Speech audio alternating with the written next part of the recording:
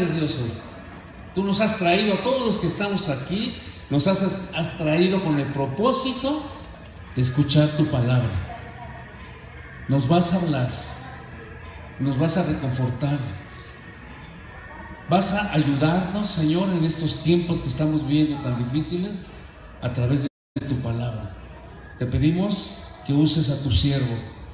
Espíritu Santo, ven sobre él con poder, y que todo lo que hable aquí sea de parte de Dios para edificación de su pueblo. Y todos nosotros te decimos gracias, Dios, porque hoy me vas a hablar.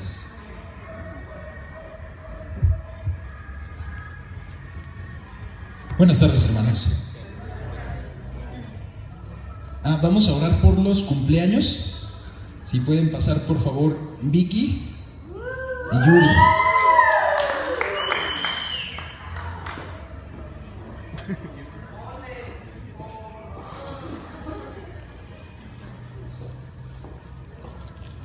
Vamos a extender todas nuestras manos hacia ellas.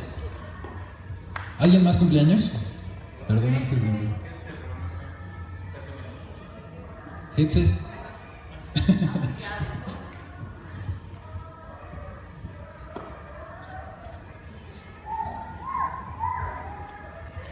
Ahora sí, extendemos nuestras manos. Señor, delante de ti ponemos a estas tres mujeres, Señor. Mujeres virtuosas, mujeres guerreras, Señor, que tú escogiste para tu reino, que tú escogiste para que fueran tus hijas y tus siervas, Señor. En el nombre de Jesús, esta iglesia las bendice. En el nombre de Jesús, esta iglesia, Señor, ora porque toda bendición abundante caiga sobre ellas, Señor, en este año nuevo que empiezan, en este año nuevo de vida que tú les regalas, Señor. Te pedimos que sea un año lleno de gozo, un año lleno de tu Espíritu Santo, un año lleno de aprendizaje de tu palabra, Señor. Las bendecimos, Señor, en el nombre de Jesucristo. Amén.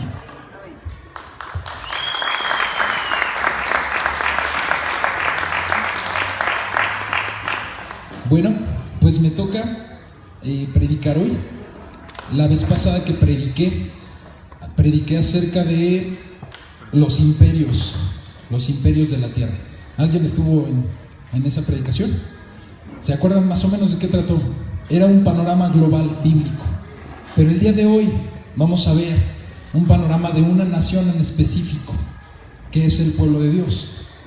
¿Quién sabe cómo se llama el pueblo de Dios? Israel. Y el día de hoy vamos a hablar sobre Israel. Ahí le puse el título y abajo subtítulo: el reloj profético de Dios. Actualmente están pasando cosas impresionantes frente a nuestros ojos, cumplimientos de profecías bíblicas. Y este mensaje que les voy a compartir hoy es algo que ha estado ardiendo en mi corazón, es algo que he estado meditando constantemente. Israel es el pueblo de Dios hasta hoy. Y alguien dirá, ¿y nosotros? Porque también se dice que la iglesia es el pueblo de Dios. ¿Han escuchado eso? Sí, efectivamente, somos el pueblo de Dios espiritualmente. La Biblia dice que nosotros somos injertados a la vid, es decir, somos incluidos dentro del pueblo. Pero Israel sigue siendo el pueblo de Dios hasta hoy. Siguiente diapositiva, por favor, Yuri. Vamos a remontarnos y hacer un recuento de dónde viene esta nación. No sé si se alcanza a ver bien. Ahí puse una ilustración de Abraham. ¿Saben quién fue Abraham? El padre de la fe, el patriarca de Israel, el hombre que Dios usó para fundar una nación. Recordarán que en la Biblia Dios le dijo a Abraham que su descendencia iba a ser como las estrellas de los cielos, que su descendencia iba a ser como la arena del mar. Pero no solamente fue padre de los israelitas, Abraham también fue padre de otra nación o conjunto de naciones. ¿Saben cuál? ¿Los qué, perdón? Los árabes. ¿De dónde viene esto? Esto es algo muy interesante que ahorita vamos a dar mucha información y yo te invito a que pongas mucha atención porque es muy interesante esto.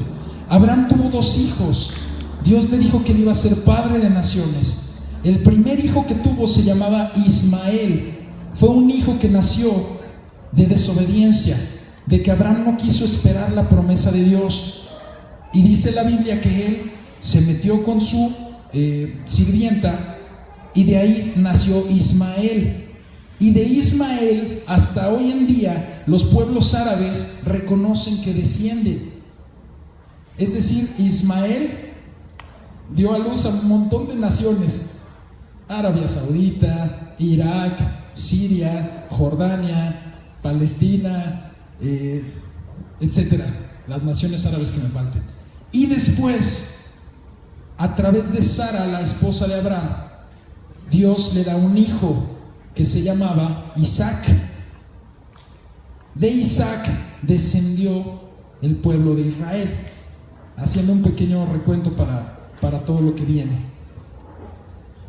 Entonces ahí tenemos a Abraham, del cual descienden, se podría decir que es el padre de las 3 religiones monoteístas. ¿Saben qué es el monoteísmo? Un solo Dios. Un solo Dios. De hecho, hasta la fecha, el versículo que más se repite en Israel es Shema Yisrael Adonai Eloheinu Adonai Echad, que significa: escucha Israel, el Señor tu Dios es uno. Me lo aprendí yo de memoria de tanto que lo he escuchado al estar investigando sobre esto. Lo repiten una y otra vez.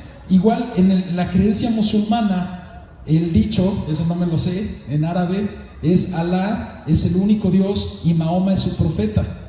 Entonces tenemos que de este hombre que vemos aquí ilustrado desciende el cristianismo, el islam y el judaísmo.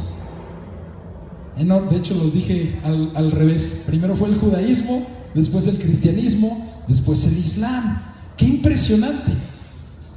¿Te imaginas que tú, de tu persona, te dijeran: van a descender naciones y naciones de tus nietos, y aparte se van a fundar 3 religiones que se van a pelear entre ellas? ¿Te imaginas lo impresionante? ¿Por qué? ¿Por qué de este hombre? Porque le creyó a Dios. Dice que su fe le fue contada por justicia. Entonces vamos a hacer un recuento de la historia de Israel a partir de que él tiene a su hijo Isaac, de quien desciende Israel. Siguiente diapositiva, por favor. Ahí vemos una región del mundo que se conoce como Oriente Medio o Medio Oriente, que ahorita es como lo más candente que está ocurriendo en el mundo, lo más radical. Las noticias más fuertes están viniendo de allá. En esa zona es donde se desenvuelve la historia del pueblo de Israel. Abraham tiene a su hijo Isaac. Isaac tiene a su hijo Jacob. Jacob pelea con el ángel de Dios. Estoy pasando muchos capítulos de la Biblia rápidamente. Pelea con el ángel de Dios. Dios le cambia el nombre de Jacob a Israel. Ahí viene el nombre de Israel, ahí surge. Israel significa el que pelea con Dios. Y de Israel descienden 12 tribus, 12 hijos, que ustedes recordarán, como son Dan, Aser, Judá, Benjamín, Simeón, etc. De esos 12 hijos y esas 12 tribus se conforma esa nación de Israel. Después de esa etapa, que eran los patriarcas, el pueblo de Dios o los descendientes se van a vivir a Egipto. Recordarán que es donde se desenvuelve la historia de José el soñador. Después ahí en Egipto permanecen en esclavitud. ¿Alguien sabe cuántos años?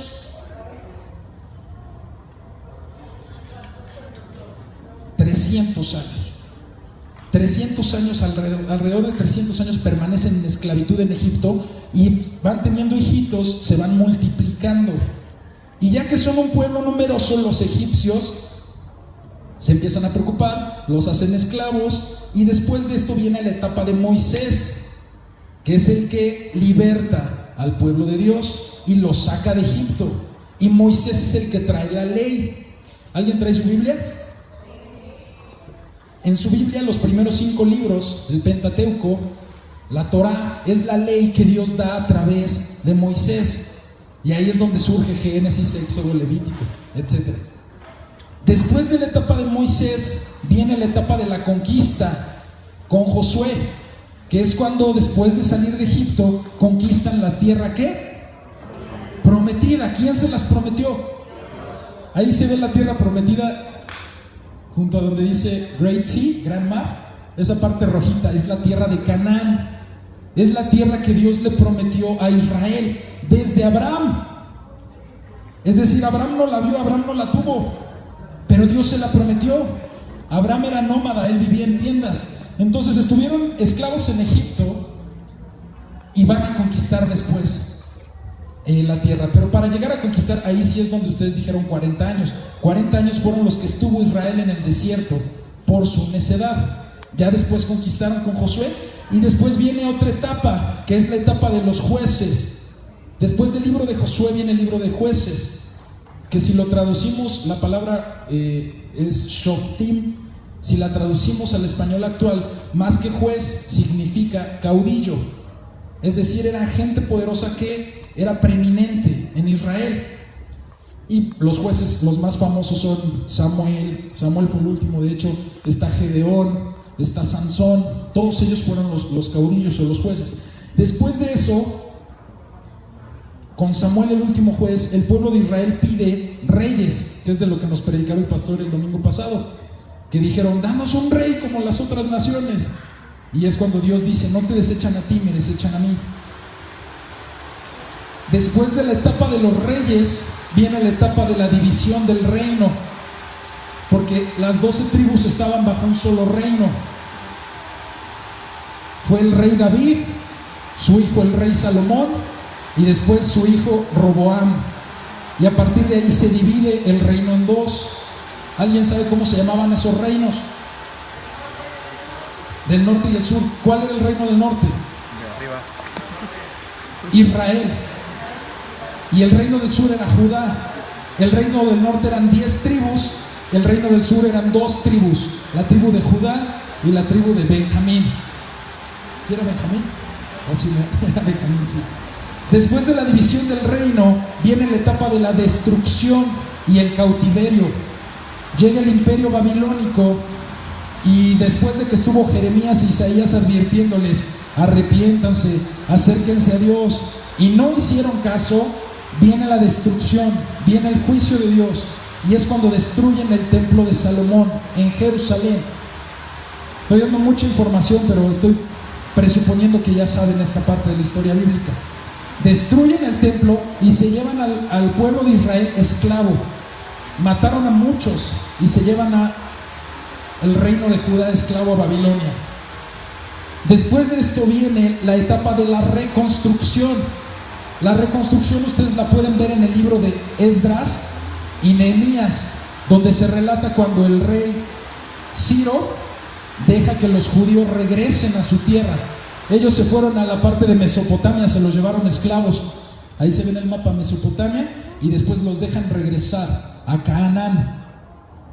Regresan y reconstruyen. En Esdras y Nehemías relata cómo reconstruyen el templo y la muralla de Jerusalén.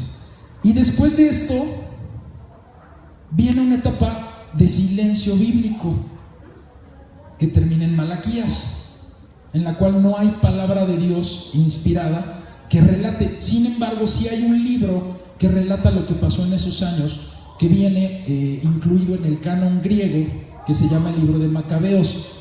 En ese libro se relata lo que pasó. ¿Qué pasó en ese tiempo después de que regresaron? Fue el dominio de imperios extranjeros sobre la zona. Es decir, Israel ya no era independiente. Israel dependía de imperios como los asirios, los macedonios, los seleucidas, que es donde entran los macabeos, y después el famoso imperio romano, que llega a dominar esa zona. Y en esa etapa histórica es donde llega Jesús. Siguiente diapositiva, por favor. El imperio romano dominaba todo eso cuando llega Jesús, y ocurre lo más impresionante que puede ocurrir, que era nuestro Salvador viniendo a la tierra a darnos la verdad, a morir por nosotros. ¿Pero los judíos lo recibieron? No. Entonces ellos pues lo vieron como un personaje sí importante, no lo tomaron como el Mesías, algunos pocos sí, pero la mayoría no, y continúa la historia de Israel. Siguiente diapositiva, por favor. Después de que Jesús viene, predica su mensaje, muere, resucita y asciende a los cielos, en el año 70 después de Cristo, los romanos destruyen Jerusalén. Jerusalén era la capital de Israel, de Judá. Destruyen Jerusalén y destruyen el segundo templo. Esto es muy importante. El primer templo lo destruyeron los babilonios, el segundo templo lo destruyen los romanos. Y los judíos, una gran mayoría, mueren y otra gran cantidad de judíos salen de la región. De hecho, la última resistencia judía de esa época a los romanos fue una resistencia que se conoció como Bar Kokhba en el año 135. Los últimos judíos que resistían el dominio romano fueron derrotados y expulsados. Y ahí, en esos dos sucesos que les acabo de platicar, es lo que se conoce como la diáspora. ¿Qué es la diáspora? Judíos que se van a vivir a todas partes del mundo, salen huyendo, y a la región donde vivían los romanos la vuelven a bautizar como Siria Palestina. De ahí es donde viene el nombre de Palestina. ¿Por qué le pusieron Siria Palestina? Porque los enemigos históricos de los judíos eran los filisteos, y la palabra Palestina viene de filisteo, Filistín, Palestina. Y por eso le ponen, yo creo que como una especie de burla, dijeron, vamos a ponerle Siria Palestina, para que se borre la memoria de que aquí un día fue Israel. Siguiente diapositiva, por favor. A partir de eso, la región fue dominada por varios imperios. Los judíos ya no dominaron su tierra, la tierra que les prometió ¿quién? Ellos ya no dominaban. Y ustedes pueden ver que hay judíos aquí en México, hay judíos en Alemania, hay judíos en Rusia, en Estados Unidos, en Brasil, en todos los países del mundo, o la gran mayoría, hay comunidades judías. Ellos salieron de su país a todas partes del mundo. Ahí lo que está marcado en esta imagen es el último imperio que dominó, el penúltimo imperio que dominó la zona, que no era judío, y era el Imperio Otomano. Esa tierra la dominaron primero los bizantinos, que es el Imperio Romano Oriental, después los árabes. Los europeos también la dominaron en las cruzadas por breves lapsos con el reino de Jerusalén, y el Imperio Otomano fue un imperio que dominó esta zona por 400 años, de 1517 a 1917 dominaron la región. Y después de los otomanos, después de la siguiente diapositiva, por favor, Yuri, gracias. Después de la Primera Guerra Mundial, los otomanos son derrotados y los ingleses dominan la región. Tal vez se preguntarán por qué estoy dando tantos datos, pero ahorita les voy a explicar en específico qué sentido tiene. Los ingleses, junto con los franceses, agarran al Medio Oriente y se lo parten como un pastel y crean esas fronteras. Antes todo lo dominaban los otomanos, ellos lo parten y la región de Palestina le queda a los ingleses, a los británicos. Esto fue después de la Primera Guerra Mundial, porque los otomanos se aliaron con el bando perdedor, por eso les quitaron su territorio. Siguiente diapositiva, por favor. Los ingleses ya dominaban ahí, y después llega la Segunda Guerra Mundial. Continuando con la historia de Israel, en la Segunda Guerra Mundial ocurrió el Holocausto. Todos saben lo que es el Holocausto, es un hecho histórico muy difundido, muy conocido, en el cual ¿saben cuántos israelitas o cuántos judíos murieron? Más de 6 millones de judíos fueron exterminados en los campos de concentración, en las cámaras de gas de Hitler. Aquí déjenme hacer una acotación. Algunos se preguntarán, oye, ¿por qué primero estabas hablando de Israel y después estás hablando de los judíos? Aquí hay algo que señalar. Israel es el nombre que Dios le dio a su pueblo. Judío viene del término de Judá, que era la tribu del sur, la tribu donde estaba Jerusalén. Entonces el término judío puede significar un judío de raza, o un judío de religión, o judío, alguien que vive en la región de Judá. pero no, o sea, lo acoto para que no haya confusión. Cuando hablamos de judío, estoy hablando de alguien que pertenece al pueblo de Dios. Entonces Hitler extermina más de 6 millones de judíos, entre ellos 1,5 millones eran niños, de la manera más cruel. Y los judíos restantes huyeron a diferentes naciones no dominadas por Alemania. Siguiente diapositiva, por favor. Terminé todo el recuento de todo el rollo desde la Biblia. Más de 1800 años pasaron, hermanos. Más de 1800 años pasaron, y el 14 de mayo de 1948 los judíos regresan a su tierra, cumpliendo Isaías, si gustan acompañarme, Isaías 66:8.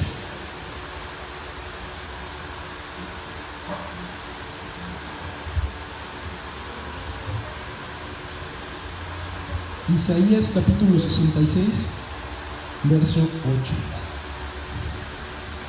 Cumpliendo este versículo y muchos otros versículos, dice así: ¿quién oyó cosa semejante? ¿Quién vio tal cosa? ¿Concebirá la tierra en un día? ¿Nacerá una nación de una vez? Pues en cuanto Sión estuvo de parto, dio a luz sus hijos. A mí me encanta cómo lo dice este versículo. Dice: ¿quién oyó cosa semejante? ¿Cuándo habían escuchado que un país deja de existir 1800 años y vuelve a surgir? ¿Cuándo se ha visto esto? Los judíos eran un pueblo sin nación que vivía en todos los países del mundo, y de alguna forma soberana Dios los reúne y vuelve a fundar la nación de Israel, la ONU. Fue la ONU, las Naciones Unidas, la que decretó esto. Al día siguiente, o sea, el 15 de mayo de 1948, los 5 países árabes vecinos le declaran la guerra a Israel. Imagínense, el primer día están celebrando y al día siguiente les declaran la guerra, porque no los querían ahí, porque era una región dominada por musulmanes, otra religión. Llegan los judíos, se enojan los países de alrededor e intentan invadir Israel. En esa primera guerra que vivieron como Estado moderno, Israel ganó 26% más de territorio. Eso quiere decir que Israel le ganó a los 5 que lo atacaron. Israel, un país pequeñitito, le ganó a los 5 que lo atacaron. Después de esto, en 1956, viene la guerra del Sinaí. Egipto ataca a Israel, Israel vence a Egipto. Después, en 1967, viene la guerra de los 6 días, en la cual Egipto, Jordania, Irak y Siria, ¿se dan cuenta que siempre son montoneros contra ellos? Egipto, Jordania, Irak y Siria invaden, atacan a Israel, y en 6 días, Israel derrota a los enemigos. Y yo siempre que pienso en esto me da risa y me alegra, porque digo, al séptimo tenían que descansar, al séptimo había que hacer reposo, entonces en 6 días los barrieron, los acabaron. Después, en 1973, sigue la guerra de Yom Kippur. Yom Kippur es una fiesta muy importante para los judíos, una fiesta de arrepentimiento. Entonces los enemigos se esperaron a que llegara esa fiesta, en la cual ellos están pues desprevenidos, concentrados en su fiesta, y los atacan. Guerra de Yom Kippur, también no logran destruir Israel, Israel prevalece. Después, en 1982, nos estamos acercando a la fecha, es la guerra del Líbano. 1982, Israel prevalece. Siguiente diapositiva, por favor. Ahora, ¿por qué estoy contándoles todo esto? Alguno dirá, bueno, a mí la historia no me importa. Es muy importante. Mateo 24, 32 al 35, vamos a leer. Este es el texto que motivó este mensaje que les traje hoy.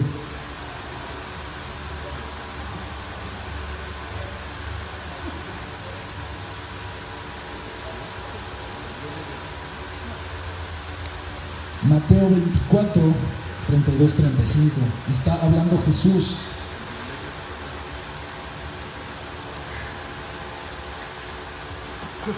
Y dice así: de la higuera aprended la parábola. Cuando ya su rama está tierna y brotan las hojas, sabéis que el verano está cerca. 33. Así también vosotros, cuando veáis todas estas cosas, conoced que está cerca, a las puertas. 34. De cierto os digo que no pasará esta generación hasta que todo esto acontezca. El cielo y la tierra pasarán, pero mis palabras no pasarán. Pero del día y la hora nadie sabe, ni aun los ángeles de los cielos, sino solo mi Padre. En esta foto que tenemos aquí, ¿alcanzan a ver a los tres señores de edad, de tercera edad? Ellos están sosteniendo una foto que no sé si se aprecia muy bien, pero son ellos mismos en la guerra de los 6 días. Y lo que se ve de fondo es el muro de los lamentos. Es una región en Jerusalén, un muro que es muy valioso para los judíos, porque es el único lugar que permanece en pie de su templo, de la zona donde estaba su templo. Entonces, no sé si han visto en la televisión cuando los judíos están frente a la pared y están haciendo oraciones, incluso meten rollitos con oraciones dentro de los tabiques. Y ellos están ahí enfrente, igual que en la foto, en el mismo lugar donde les tomaron la foto en 1967, cuando los judíos reconquistan Jerusalén. Ellos van y se toman la foto hoy en día. Ahorita les voy a explicar por qué es importante. Primero quiero que recapitulemos esto de Mateo.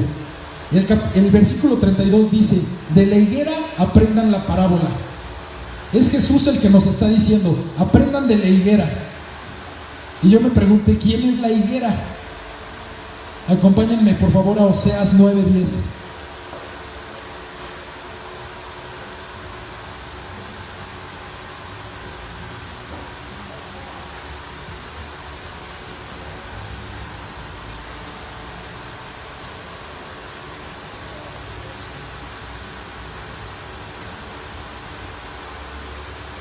Oseas 9:10.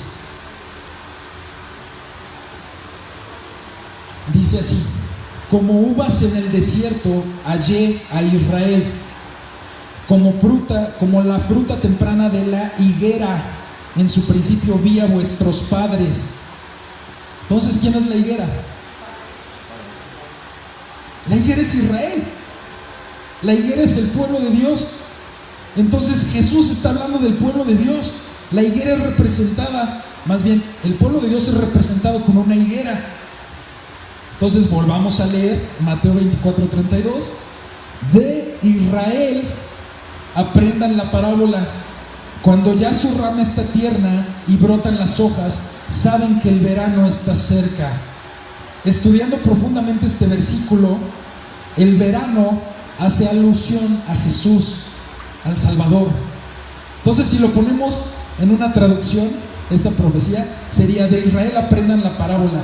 Cuando ya su rama está tierna, cuando ya Israel resurge y brotan las hojas, saben que Jesús está cerca. Y esto se fortalece con el verso 33. Así también vosotros, cuando vean todas estas cosas, todo lo que acabamos de ver histórico, conozcan que está cerca, a las puertas. O sea, no quiere decir que llega en 1 hora, 2 horas. No, está ya en la puerta. Cuando alguien te llega a visitar y te dice: oye, ya estoy afuera de tu casa, ¿te esperas media hora para prepararte a abrirle? No, porque ya están las puertas. Asimismo Jesús dice: estoy a las puertas. Verso 34: de cierto os digo que no pasará esta generación, no pasará esta generación hasta que todo esto acontezca. ¿Cuánto es una generación en la Biblia? Acompáñenme a Salmo 90:10, por favor. Salmos, capítulo 90, verso 10.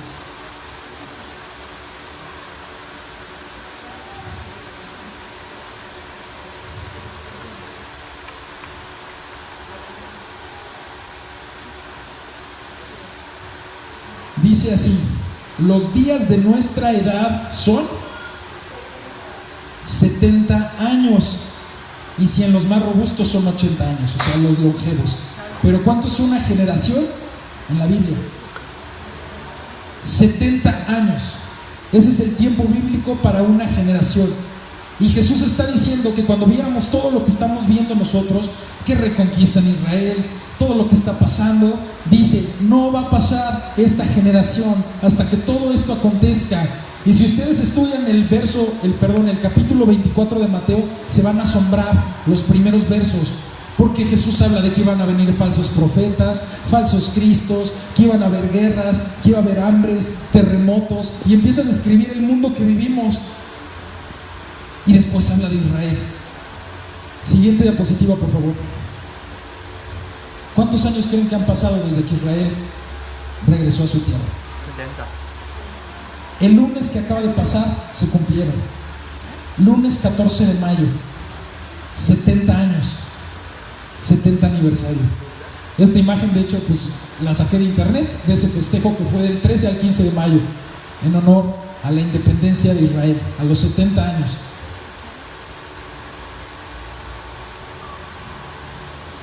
Entonces, recapitulemos. Jesús dice que está cerca cuando Israel vuelva a su tierra. Jesús dice que no pasará esa generación. ¿Puede regresar tantito la diapositiva anterior, por favor, Yuri?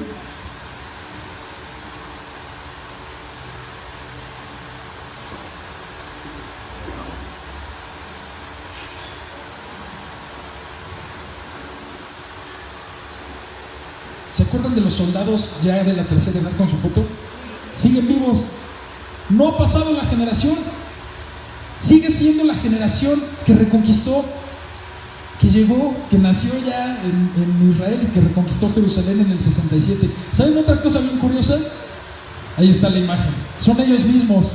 Me gustaría que la vieran con la nitidez que tiene en la computadora, porque es impresionante ver los rasgos de los hombres, de jóvenes a viejitos. ¿Saben algo también impresionante? 1967 a 2017 fueron 50 años. ¿Saben qué periodo es de 50 años en la Biblia, en las tradiciones judías? Jubileo. Antes de esos 50 años antes es cuando sacan a los otomanos. O sea, cada 50 años han estado pasando cosas impresionantes históricamente. 70 años es algo muy importante, porque 70 años son los 70 años que estuvo Israel en cautiverio en Babilonia. 70 años fueron los años que pasaron desde que Jesús nació hasta la destrucción del templo. 70 años es la profecía de la última generación que acabamos de ver. 70 semanas son las que Daniel explica en Daniel 9, 24 al 27. El número 70 es muy importante y estamos viendo el cumplimiento delante de nuestros ojos. 14 de mayo de 1948 al lunes pasado, 70 años. ¿Cuándo va a terminar este año 70? El 13 de mayo del 2019. Es decir, estamos viviendo el último año de estos 70. Siguiente diapositiva, por favor. Después de esa, el tiempo acelera. El reloj está tic-tac, tic-tac. ¿Qué estamos haciendo con nuestra vida? ¿Cómo estamos invirtiendo nuestra vida ante esto? ¿Nos importa? ¿Lo creemos? Ya se ha cumplido todo lo que dijo Jesús en Mateo 24. Léanlo ustedes en su casa. No tenemos tiempo de explicar todo lo de los falsos profetas, pero ya se cumplió todo. Ya no falta. Ya no falta más. Faltan ciertos sucesos que ahorita les voy a mencionar, pero para que se cumplan los 70 años ya. Siguiente diapositiva, por favor. ¿Alguien reconoce esa ciudad? No sé si se alcanza a ver. Es Jerusalén, la capital milenaria del pueblo judío. En 1947, un año antes de la independencia de Israel, la ONU, por medio de la resolución 181, divide Jerusalén en dos. ¿Por qué divide Jerusalén en dos? porque no solo los judíos la reconocen como capital, también los palestinos. Entonces, para evitar pleitos, como un papá que reparte un chocolate entre sus dos hijos, la ONU dice: vamos a partir la ciudad de Jerusalén, y a ustedes les va a tocar esta parte y a los judíos la otra parte. ¡Qué locura! ¡Qué locura! Porque esto cumple la Biblia también. Zacarías 12, 2 al 3. Zacarías capítulo 12, versos 2 y 3.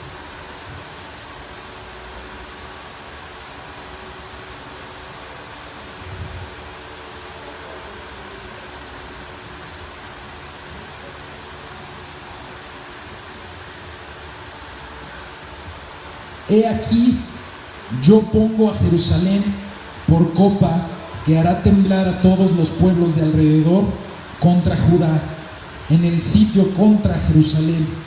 Y en aquel día yo pondré a Jerusalén por piedra pesada a todos los pueblos. Todos los que se la cargaren serán despedazados, bien que todas las naciones de la tierra se juntarán contra ella. Jerusalén es la copa de la ira de Dios. Y Jerusalén es una ciudad que nunca ha visto realmente una paz duradera. Qué curioso que una ciudad en guerra se llame ciudad de la paz. Jerusalén, Jerusalén, ciudad de la paz, en guerra. Qué curioso que conquistadores famosos como Alejandro Magno, como Napoleón Bonaparte, los dos se hayan obsesionado por conquistar Jerusalén, que no representa realmente pues algo muy, puede ser estratégico, pero que tenga recursos o algo, pues es en el desierto. Y ellos estaban obsesionados por conquistarla. De hecho, Napoleón dijo, alguno de los dos, no recuerdo si fue Alejandro Magno o Napoleón, dijo que si un conquistador no conquista Jerusalén, es como si no hubieran conquistado nada. ¿Por qué? ¿Por qué Dios pone esa ciudad como un lugar de mucha atención internacional? ¿Por qué es un lugar tan disputado? ¿Por qué es un lugar que las 3 religiones más grandes del mundo reclaman como propio? Porque la Biblia dice que Jerusalén es el lugar donde Dios decidió habitar y reinar, donde Dios escogió poner su templo, donde Dios puso el monte de Sión para adorarlo a Él. El 6 de diciembre del año pasado, estamos a escasos meses, hace 5 meses, el presidente Donald Trump declaró a Jerusalén como la capital de Israel en el año de jubileo, casi para su aniversario 70. ¿Saben lo que eso significa? ¿Saben cuántas profecías se están cumpliendo? No estoy diciendo que Trump sea una buena o mala persona, ustedes sabrán, no es hacer un juicio de valor, pero eso que hizo Trump viene de Dios. Podrá ser un hombre malo y nefasto y lo que quieran, pero eso viene de Dios. Y así como Dios pudo usar al gobernante Ciro, así como Dios pudo usar a gobernantes malos, Dios puede usar a Donald Trump para algo de su voluntad. Y eso fue su voluntad. Los líderes mundiales pegaron el grito en el cielo. Alemania, Reino Unido, Rusia, los grandes líderes protestaron contra lo que hizo Trump. Y oye, ¿qué te pasa? Estás viendo el conflicto, estás viendo la pelea que hay, la guerra entre palestinos y judíos, y todavía te atreves a proclamar la capital. Es una potencia internacional, lo que diga Estados Unidos tiene peso. No es como si lo dijera México, a México tal vez no lo pelarían, pero Estados Unidos con su peso proclama a Jerusalén la capital de Israel, sabiendo que se iba a echar en contra a todo el mundo. ¿Por qué? Porque Dios dijo que la capital de Israel era Jerusalén para siempre. Aunque se la quieran mochar a la mitad y darle la mitad a otro pueblo, es de los judíos. ¿Quieren verlo en la Biblia? Lucas 21, 24.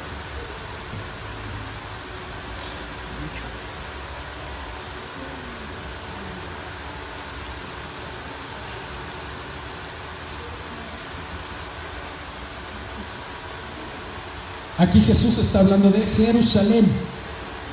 Lucas 21:24 dice: y caerán a filo de espada y serán llevados cautivos a todas las naciones. Eso es lo que vimos que les pasó cuando los romanos los destruyen y los echan fuera. Serán llevados cautivos a todas las naciones, y Jerusalén será hollada por los gentiles hasta que los tiempos de los gentiles se cumplan. ¿Saben qué es hollar? Pisar. ¿Saben quiénes son los gentiles? Los que no son judíos. Los judíos a las naciones las conocen como Goy, y a los gentiles como Goyim.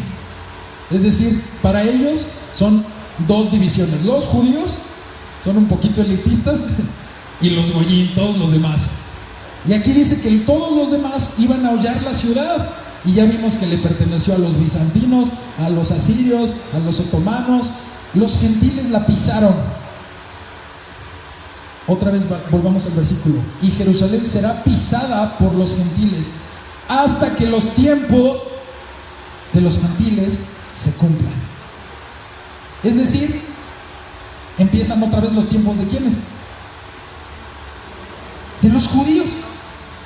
Porque hubo un tiempo de gentiles, termina, y otra vez Jerusalén vuelve al control de los judíos. Y es lo que está pasando. Poco a poco los judíos están ganando terreno. Poco a poco los judíos están teniendo asentamientos que de hecho hasta la ONU declara ilegales, porque están apoderándose de su tierra. Y a muchos no les puede parecer, a muchos dirán: bueno, es que los derechos humanos, es que es de los judíos, toda la tierra es de ellos, les pertenece por herencia, les pertenece para siempre, porque fue la promesa de Dios a Abraham. Siguiente diapositiva, por favor. Ya vamos a terminar. ¿Qué es lo que falta? El tercer templo.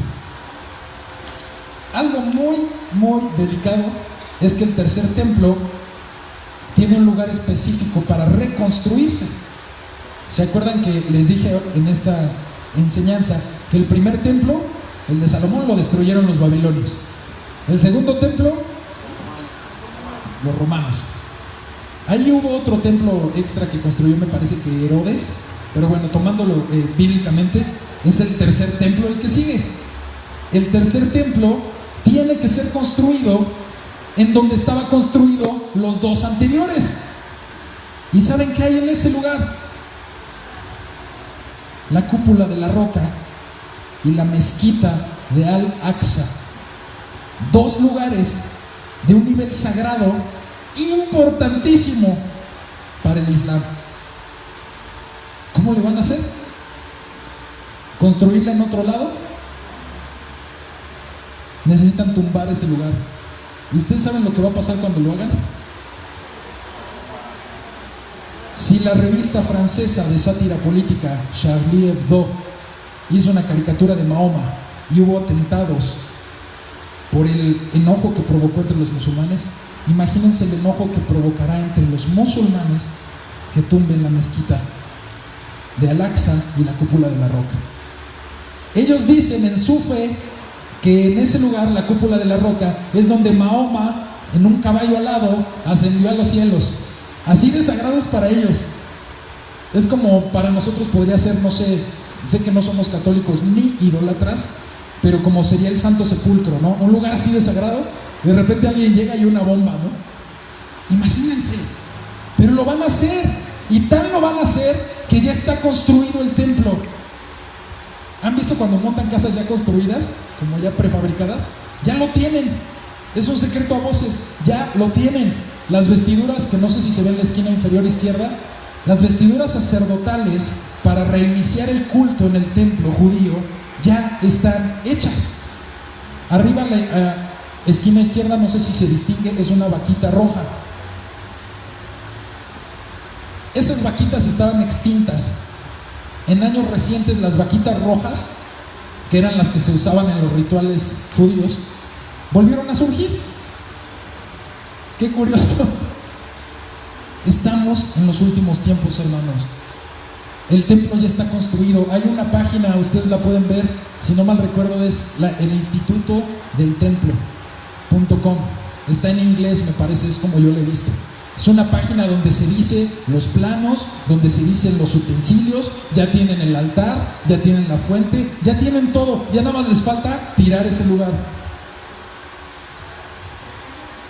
Y Trump, declarando a Jerusalén como la capital de Israel, abrió las puertas de par en par para que esto pase. Porque la siguiente tirada es darle el control de los sitios santos a Jerusalén. Ahorita los sitios santos están bajo control de las dos naciones. Es más, preeminentemente de los árabes, porque un judío no puede entrar a la cúpula de la roca. Pero va a pasar. El control se les va a regresar y el templo se va a levantar. ¿Por qué esto es importante? ¿Alguien sabe o conoce o ha escuchado de la figura del anticristo? Como muy apocalíptico, ¿no? Anticristo es un personaje bíblico que está por surgir. El anticristo, el falso profeta, los dos personajes van a ser judíos. ¿Por qué? Porque el anticristo va a engañar a los judíos de que él es el Mesías. Y un judío no va a creer en un Mesías que no sea judío. ¿Sabían que dentro de los hombres más poderosos del mundo hay judíos? El grupo de los Rothschild, mucha banca de Estados Unidos, Goldman Sachs, son judíos, son hombres poderosos. Entonces ya la puerta está abierta para que un judío, conocido como el anticristo, se levante. No va a ser Trump, como algunos tal vez creen. Nos odia mucho a los mexicanos, pero no es él, porque él no es judío.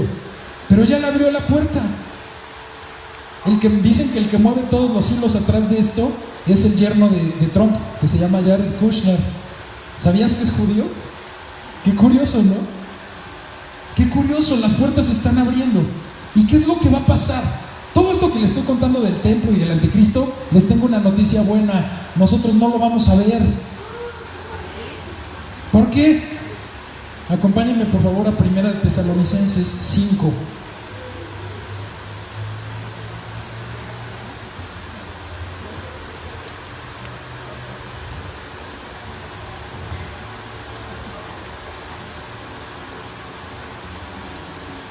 No recuerdo por qué puse este verso aquí.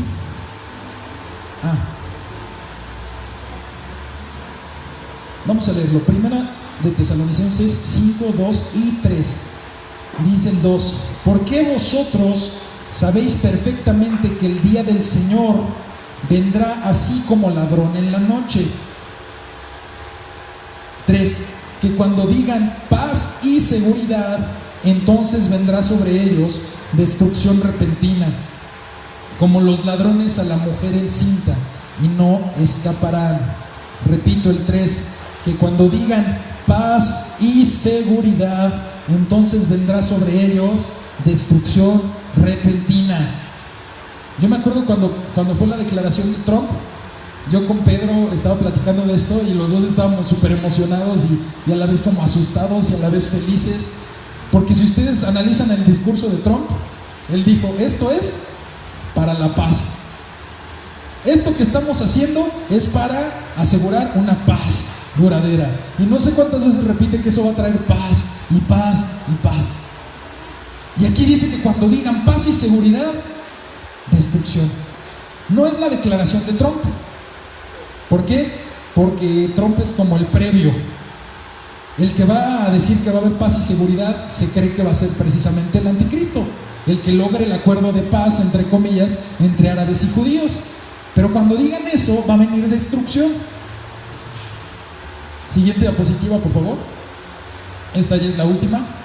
Pero les repito, de acuerdo a la Biblia, nosotros ya no vamos a estar aquí. Nosotros no vamos a ver eso. ¿De dónde lo sacas? 1 Tesalonicenses 4, ahí mismo, el capítulo anterior, 4, 16 y 17.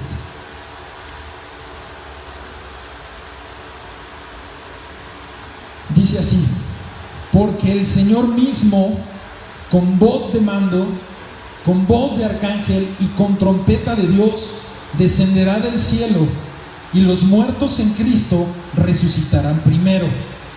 17. Luego nosotros los que vivimos, los que hayamos quedado, seremos arrebatados juntamente con ellos en las nubes para recibir al Señor en el aire, y así estaremos siempre con el Señor. Vamos a leerlo otra vez, el 17. Luego nosotros, los que vivimos, los que hayamos quedado, seremos arrebatados juntamente con ellos en las nubes para recibir al Señor en el aire, y así estaremos siempre con el Señor. Es una promesa impresionante. Esta enseñanza del rapto es una promesa impresionante. Está hablando que va a haber gente que no va a morir físicamente. ¿Cómo va a ser arrebatada la gente? No sabemos. Algunos imaginan que en un instante van a desaparecer, otros imaginan que va a quedar la ropa, otros imaginan que no va a quedar nada. No lo sabemos. Yo les voy a ser muy sincero, yo pensé que yo no iba a ver esto, porque la Biblia dice: la fecha ni la hora nadie la sabe, nadie lo sabe más que mi Padre. Yo dije, pues puede ser en unos 50, 70 años o más, pero esto que estamos viendo me hace pensar diferente.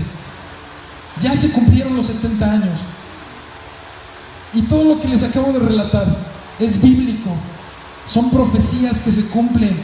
Ahora creo que es muy probable que lo veamos muy pronto, que como dice Jesús, que Él está a la puerta. Y sí, dice, el día y la hora nadie lo sabe.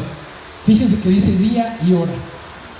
No quiere decir que no te puedas aproximar a, oye, yo creo que ya va a pasar, porque dice que cuando veas la rama tierna, el verano está cerca. Entonces, ¿por qué dice Jesús? Cuando pase esto, le estoy advirtiendo y estoy a la puerta, para que digamos, no, nadie lo sabe, entonces vamos a seguir viviendo como queramos. No, lo dice para que pongamos manos a la obra. Mateo 24, regresamos al texto central, por favor. Ya vimos que en Tesalonicenses 4, 16 y 17 nos explica cómo va a ser el rapto. Ahora vamos a ver más profundo, es Mateo 24, 37.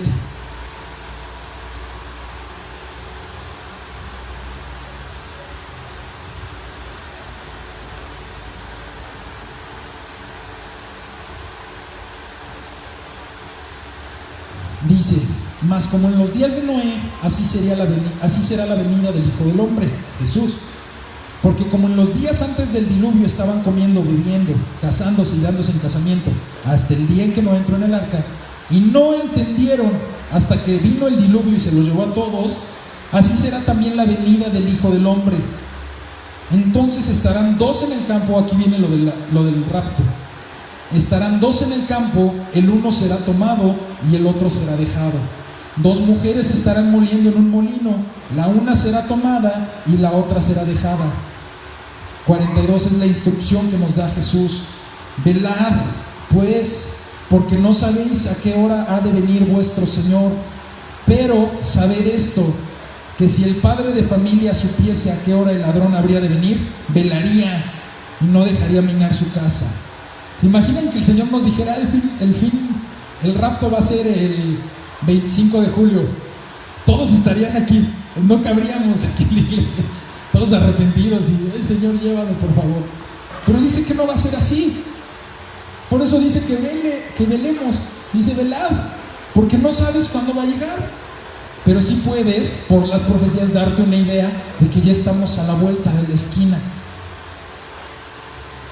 44. Por tanto, también vosotros estad preparados, porque el Hijo del Hombre vendrá a la hora que no pensáis. Tal vez nosotros decimos, pues un pecadito más, o me permito esta otra cosa. Pero dice, cuidado, porque no te lo vas a esperar. 45.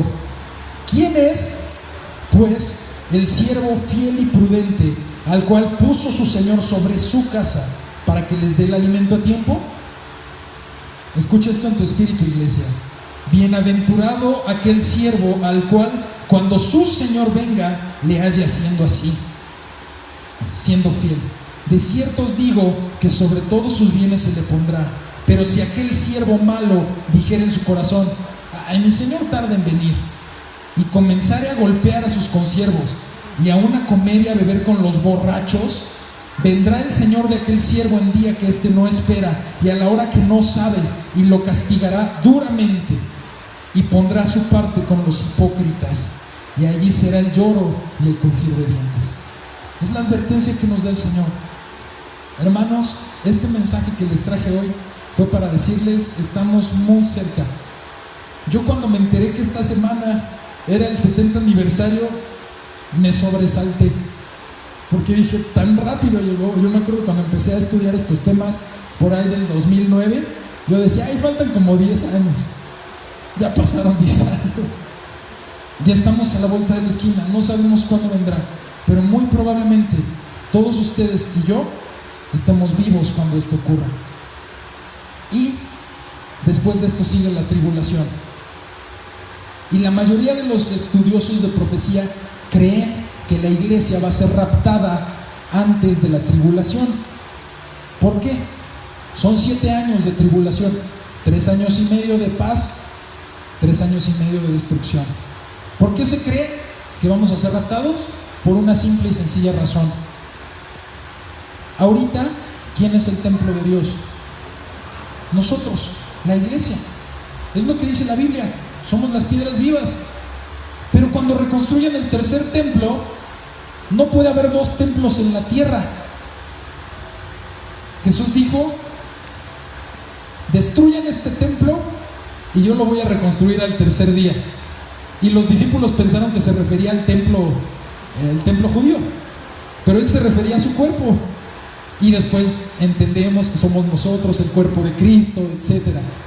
Pero no puede haber 2 templos al mismo tiempo en la tierra. Entonces los tiempos de los gentiles se acaban, los tiempos de la iglesia se acaban, y el plan de los judíos continúa la marcha. Hermanos, este mensaje tiene el propósito de que revaloren y revaloremos todos cómo estamos viviendo. No es nada más para dar datos interesantes, que para mí lo son. No es nada más para conocer la historia, es para revalorar nuestra vida. No sabemos cuánto tiempo nos queda. No sabemos en cuánto tiempo viene nuestro Salvador, pero es una buena noticia. Qué emocionante que lo veremos cara a cara. Qué emocionante que veremos el concluir de los tiempos. Qué emocionante encontrarte con tu Salvador y decir, por fin, ya no más dolor, ya no más sufrimiento, ya no más desgaste, ya no más tristeza, ya voy a ver a mi Señor cara a cara. Estamos a las puertas, hermanos. Esta es una advertencia con todo el amor de Dios a nosotros. Dejemos de perder el tiempo, dejemos de posponer nuestra santidad, dejemos de posponer nuestro compromiso. El Señor dice que Él viene por siervos que estén sirviendo. Lo leímos. No viene por siervos que no estén sirviendo. Con esto termino. Me gustaría que hiciéramos una oración al terminar, entonces les invito a que nos pongamos de pie.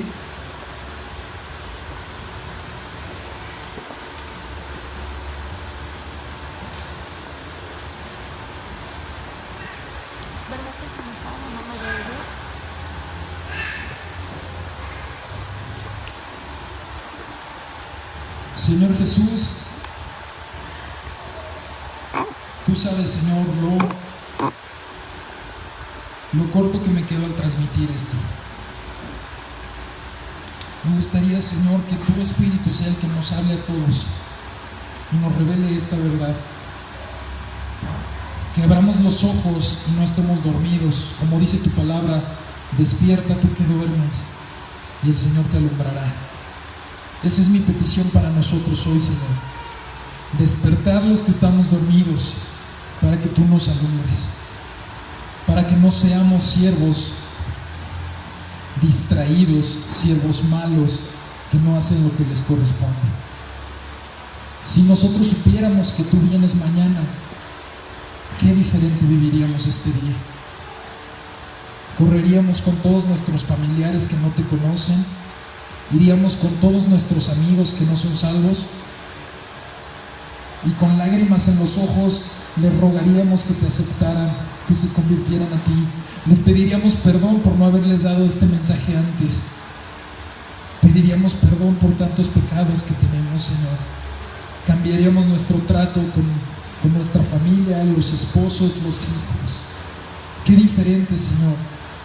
Pero tú dijiste que vas a venir como ladrón en la noche. Y alguien que es sabio se prepara. Y alguien que es sabio está listo, esperando a su Señor con manos en la obra. Perdona, Señor, nuestra frialdad. Perdona nuestra indiferencia.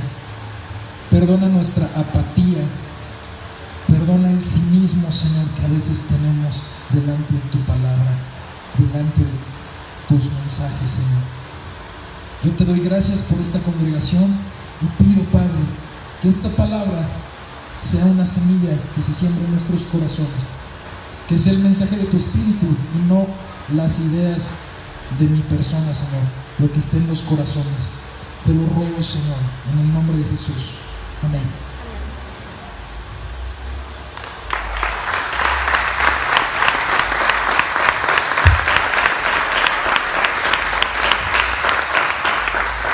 En su lugar, por favor. ¿Alguna pregunta que tengan, alguna inconformidad, alguna situación que no tengas paz en tu corazón? ¿Alguien quiere hablar algo?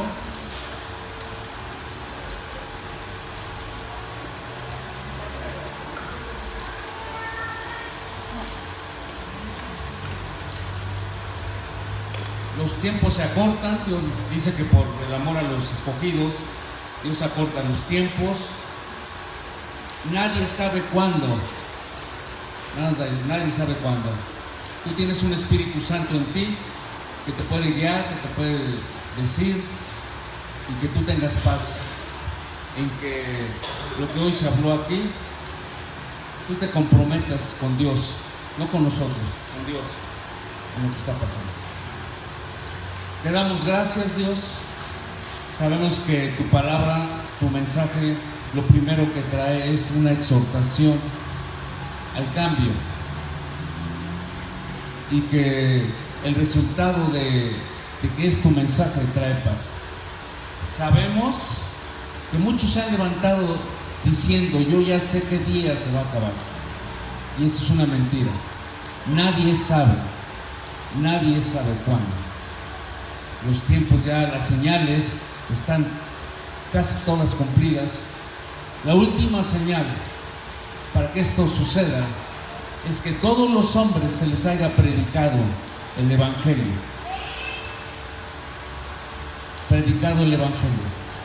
Y todavía falta mucho, no sé cuándo, pero yo les decía hace 8 días, hoy con los adelantos de la ciencia, el Evangelio se puede compartir en 1 minuto.